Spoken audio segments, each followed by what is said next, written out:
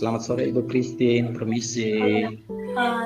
Sore juga Pak Rusdi. Oh ya Pak Rusdi, ada perlu apa? Ada yang bisa saya bantu?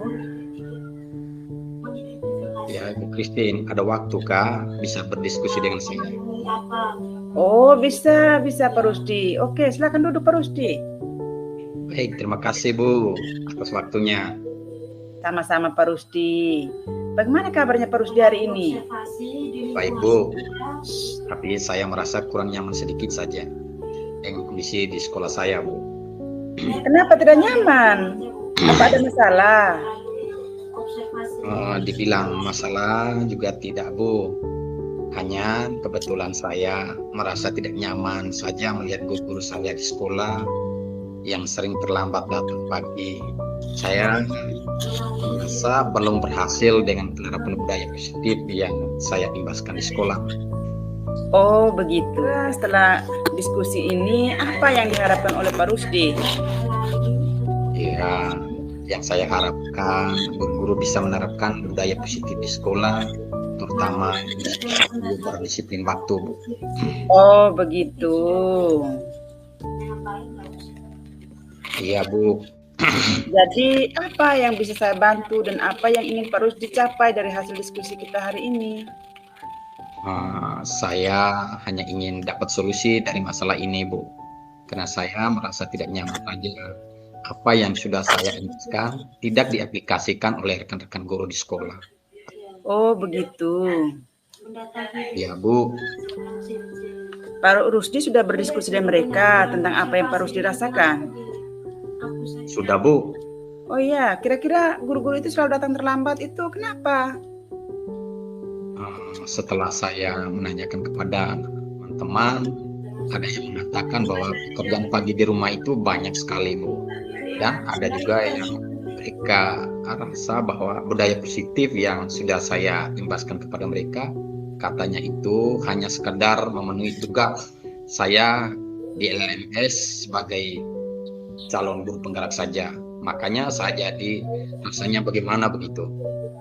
Iya Pak Rusdi, siapapun kalau mengalami seperti itu pasti mempunyai perasaan yang sama seperti yang Pak Rusdi rasakan. Namun Pak Rusdi harus tetap semangat untuk mendorong dan memberi pemahaman untuk mereka agar bisa berdisiplin waktu. Guru penggerak itu pasti bisa. Pasti bisa Ibu. Baik Bu, saya senang dengan motivasinya Ibu. Oke baik, dari apa yang sudah Pak Rusdi utarakan tadi, apa yang bisa Pak Rusdi lakukan kembali untuk bisa menyelesaikan masalah ini? Itu dia Bu, saya sedang memikirkan untuk melakukan dengan cara agar mereka bisa memahami dan melaksanakannya. Kira-kira rencananya seperti apa Pak? Saya akan tetap berkolaborasi dan membuka dialog dengan rekan-rekan guru dan memberi pemahaman secara terus-menerus Bu, serta memberi teladan terlebih dahulu. Selain itu, saya juga berusaha untuk berkolaborasi dengan kepala sekolah dan juga komite sekolah untuk bisa memberi pengawasan langsung dan juga memberi pemahaman yang sama terhadap rekan-rekan guru, baik melalui evaluasi komunitas praktisi maupun pemanggilan secara personal, Bu. Jadi itu bagus Pak. Pak Rusdi ini kan sudah bisa menyelesaikan permasalahan sendiri. Sebenarnya itu perlu dilakukan. Ya Bu, saya pasti bisa melakukannya. Oke, kira-kira komitmen apa yang perlu dilakukan Pak Rusdi untuk selanjutnya?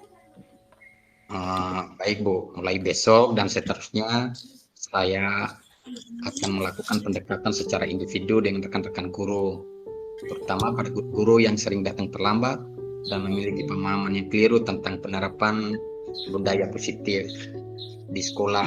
Dan secepatnya saya harus berdiskusi dengan kepala sekolah dan komite sekolah masalah ini agar secara perlahan guru-guru bisa menerapkan budaya positif di sekolah, Bu. Oke. Lalu kira-kira siapa yang bisa membantu Pak Rusdi untuk melaksanakan komitmen itu? Oh ya, Bu. Kebetulan ada rekan guru yang juga calon guru penggerak dan rekan saya yang mengurus kesiswaan. Dia juga selalu aktif dengan penyelesaian hal-hal seperti itu. Hai, saya yakin Pak Rusdi itu pasti bisa mengatasi semuanya itu. Siap Bu. Bagaimana perasaan Pak Rusdi sekarang? perasaan saya senang Bu karena sudah ada solusinya ke depan. Ya, syukurlah. Saya juga ikut senang Pak Rusdi. Pak Rusdi bisa menemukan masalahnya sendiri. Oke, baik Bu Christine. Terima kasih banyak sudah bisa membantu saya untuk menyelesaikan permasalahan ini. Sama-sama Pak Rusdi. Selamat sore. Selamat sore juga Bu. Terima kasih.